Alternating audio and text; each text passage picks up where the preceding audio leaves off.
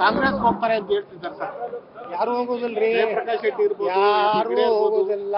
ಸಂಗಣ್ಣ ಇನ್ನು 3 ತಿಂಗಳದಾಗ ನೋಡ್ರಿ ದೇಶದಲ್ಲೇ ದೊಡ್ಡ ಬದಲಾವಣೆ ಆಗ್ತದೆ.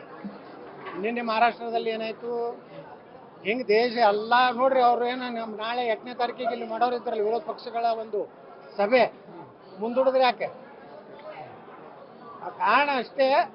ಎಲ್ಲಾ ರಾಜಕೀಯ ಪಕ್ಷಗಳು ಇವತ್ತು ಮಾಯಾವತಿ ಅವರು ನಮ್ಮ ಕಾಮನ್ ಸಿವಿಲ್ ಕೋಡ್ ಸಪೋರ್ಟ್ ಮಾಡ್ತಾ ಇದ್ದಾರೆ, ಆಮ್ ಆದ್ಮಿ ಪಾರ್ಟಿ ಸಪೋರ್ಟ್ ಮಾಡ್ತಾ ಇದೆ.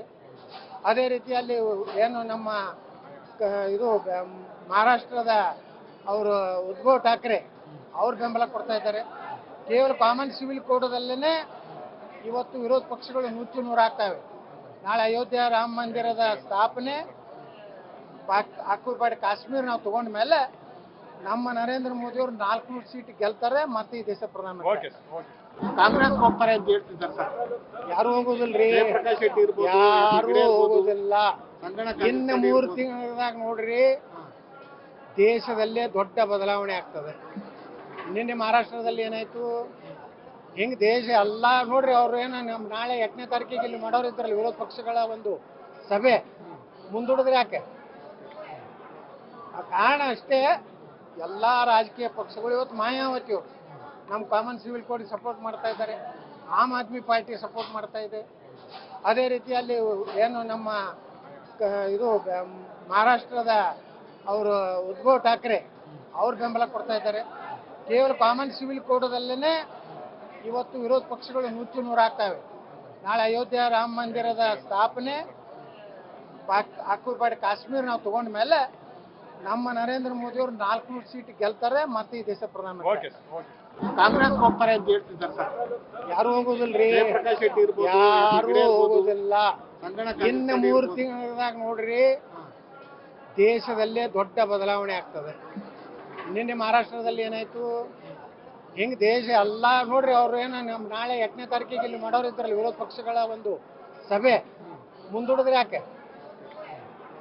ಆ ಕಾರಣ ಅಷ್ಟೇ.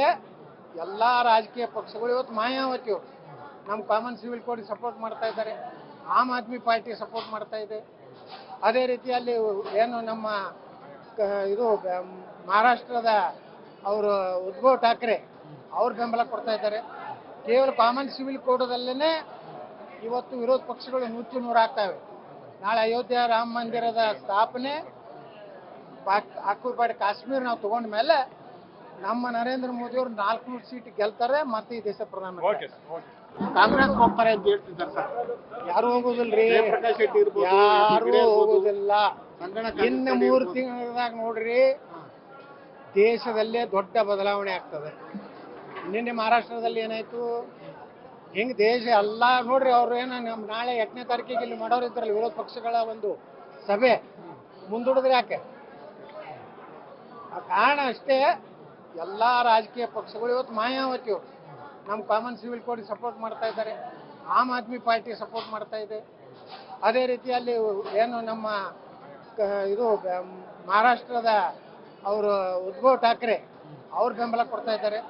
ಕೇವಲ ಕಾಮನ್ ಸಿವಿಲ್ ಕೋಡ್ದಲ್ಲೇ ಇವತ್ತು ವಿರೋಧ ಪಕ್ಷಗಳು ನುಚ್ಚು ನೂರಾಗ್ತವೆ.